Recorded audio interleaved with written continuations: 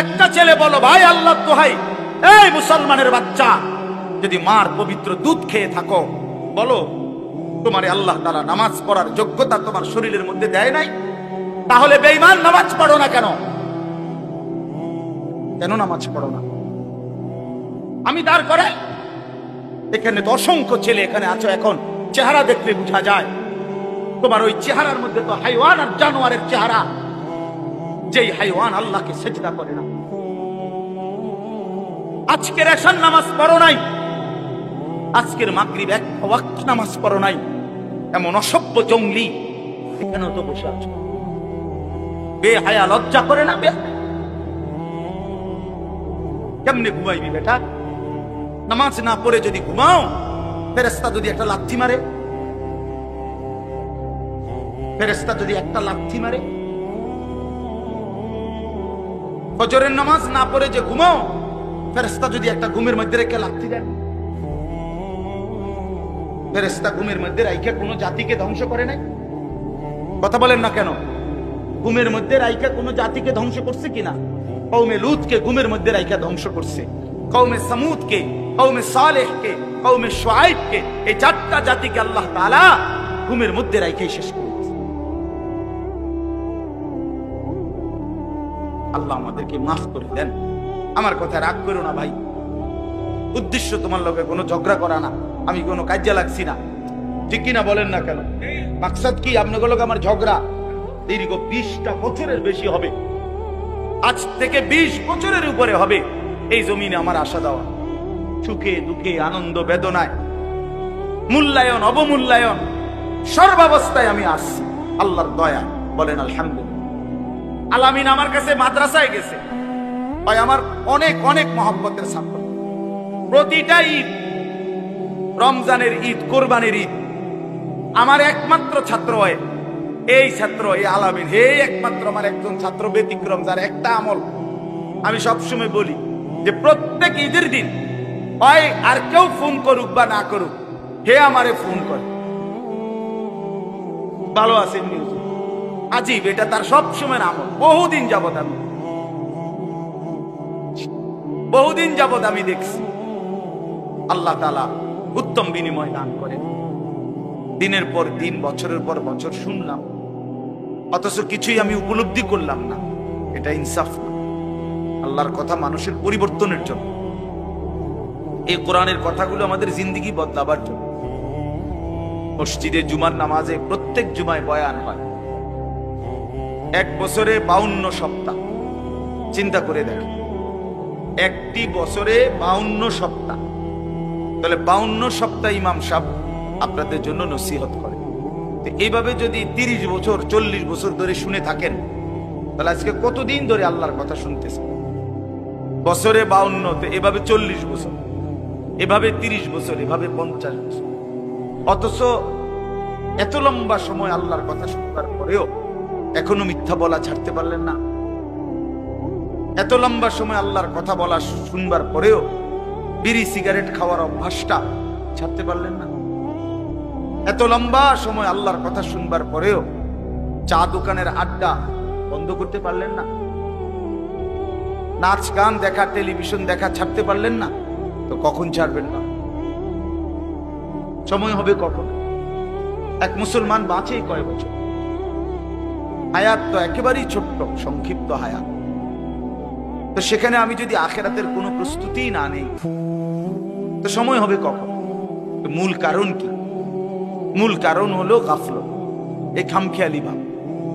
ইমাম সাহেবের কথা বলে, বয়স্ক মাঝ বয়সী কিছু মুসল্লি আছে, এই বসে বসে জিমায়, মসজিদে বসে বসে জুরায়।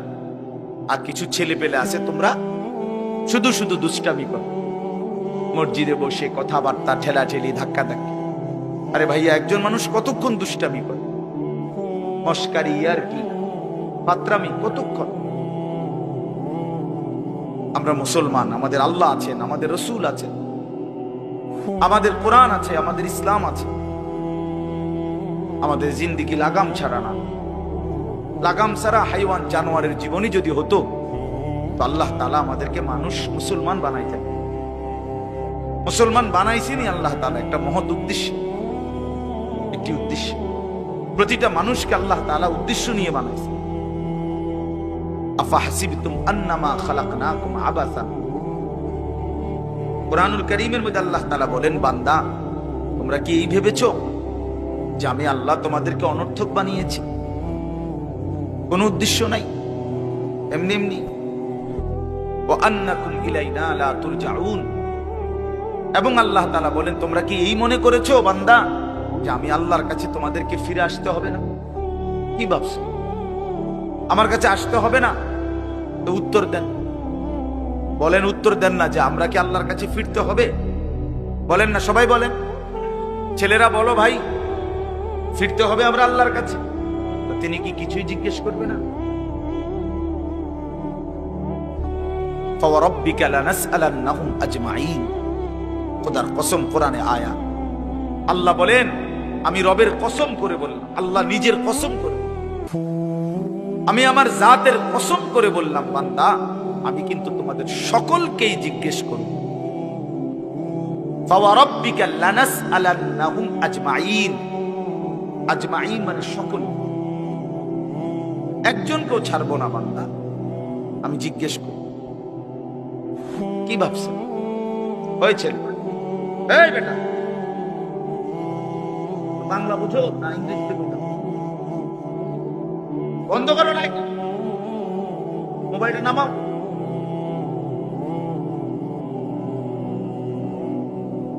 তো আল্লাহ তাআলা বলছেন, ভাই ছেলেরা তোমরাও শোনো ভাই, তোমার কল্যাণের জন্য বলতেছি।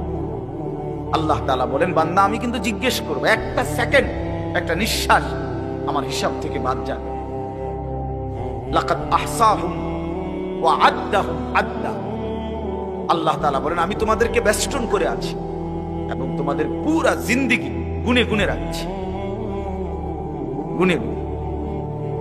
হাসি কয়টা, কান্না কয়টা, নিঃশ্বাস কয়টা, হাঁটা কয়টা, চলা কয়টা, হাত নাড়াইছো কয়বার, আল্লাহ বলেন আমার হিসাব আছে। মা তাসকুতু মিন ওয়ারাকাতিন ইল্লা ইয়ালামুহা। আল্লাহ তাআলা বলেন, জমিনে যদি একটা পাতাও পড়ে আল্লাহ জানে, কোন গাছের কোন পাতাটা পড়ছে জানে কিনা আল্লাহ। লাহু মা ফিস সামাওয়াতি ওয়া মা ফিল আরদ ওয়া মা বাইনাহুমা ওয়া মা তাহতাস সারা। আল্লাহ বলেন, সাত আসমানে যা আমার, সাত জমিনে যা তাও আমার।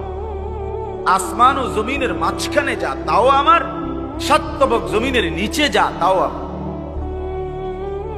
এই জন্য দোস্ত আমার, বন্ধু আমার, বাপ আমার, ভাই আমার, পর্দার আড়ালের মায়েরাও, আমার জন্য, আপনাদের জন্য, আমরা সবাই এটা বোঝা দরকার। আমাদের জিন্দেগির এক সেকেন্ড ফালতু না।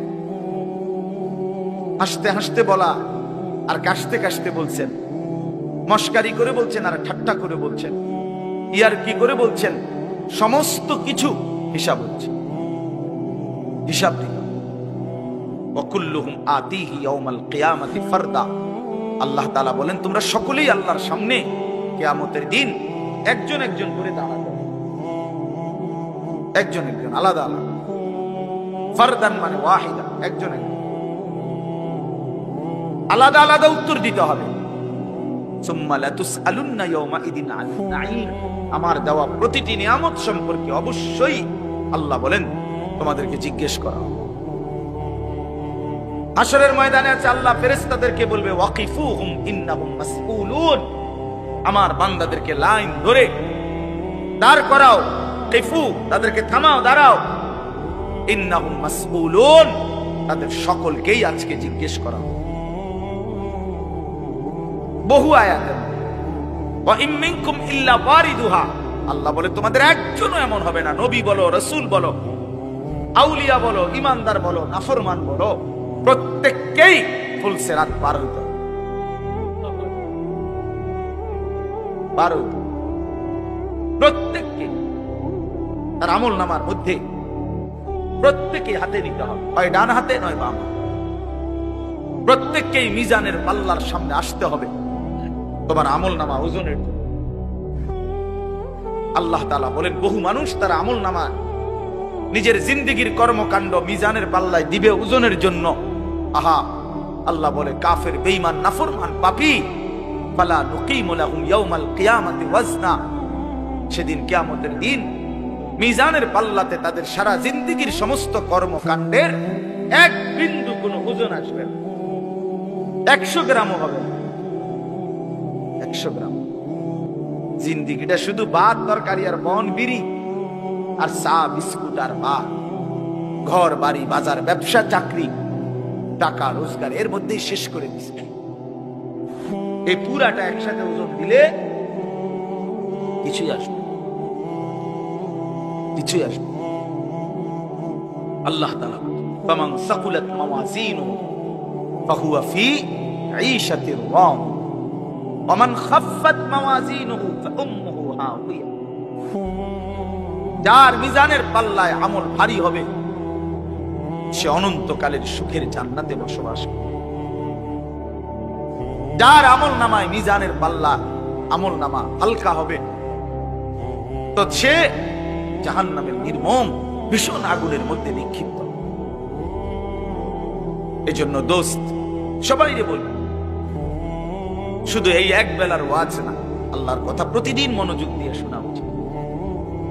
জুমার বয়ান দিল দিয়া শুনুন। কেন ঘুমাইবেন, কেন জুরাইবেন, কেন দুষ্টুমি করবেন? আল্লাহর কথার সামনে কোরআন শরীফে আছে, সরাসরি আছে। আল্লাহ বলেন, আমার কথা যার সামনে বলা হলো অথচ সে তার প্রতি মনোযোগী দিয়ে হলো না, আমান আযলামু মিম্মান যুক্কিরা বিআয়াতি রাব্বি ফাআরাযা সুম্মা আ'রাযা আনহা। আল্লাহ বলেন, আমার কথা যার সামনে পেশ করা হলো অথচ সে তার থেকে বিমুখ, মনোযোগ দিল না, আল্লাহর কসম আল্লাহ বলছে তার চাইতে বড় জালেম আর কেউ। ওটা নিকৃষ্ট জালেম, ওটা সীমা লঙ্ঘনকারী বেয়াদব, যার সামনে আমার কথা বলা হচ্ছে অথচ সে আমার কথার প্রতি মনোযোগী না। কার সাথে গাদ্দারি করছিস ভাই? কার সাথে? কত বড় মালিকের কালাম, কলিজা ছিঁড়ে যাওয়ার কথা, দিল নড়ে উঠবার কথা। তাকশাইরু মিনহু জুলুদুল্লাযীনা ইয়াখশাউনা রাব্বাহুম। আল্লাহ বলে, কোরআন তো আমি এমন নাজিল করেছি, আমার ইমানদার বান্দা যখন শুনবে তো তার শরীরের চামড়ার উপরে যে পশমগুলো আছে সেগুলো দাঁড়ায় যাবে।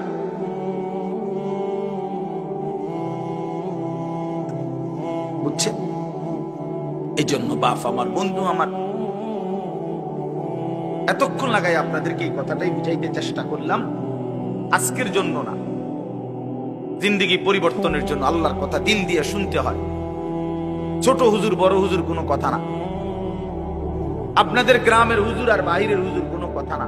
আমিও গ্রামেরই, আমি কোনো মাটির তলের থেকে আসি নাই, চাঁদের দেশ থেকে আসি নাই, ঠিক কিনা বলেন না? আমিও এক গ্রামের সন্তান, তো আল আমিনও এক গ্রামের সন্তান, মৌলানা ইয়াহিয়াও এক গ্রামের সন্তান, হুজুর এক গ্রামের সন্তান। তাহলে স্থানীয় না দূরের এটা কোনো কথা না, প্রধান বক্তা না বিশেষ বক্তা এগুলো কোনো কথা না, সকালে বলছে না আসরের পরে বলছে এগুলো কোনো কথা। রাত 10টা বাজে ওয়াজ করলে উনি প্রধান বক্তা, আর আসরের পরে বয়ান করলে উনি সামান্য বক্তা।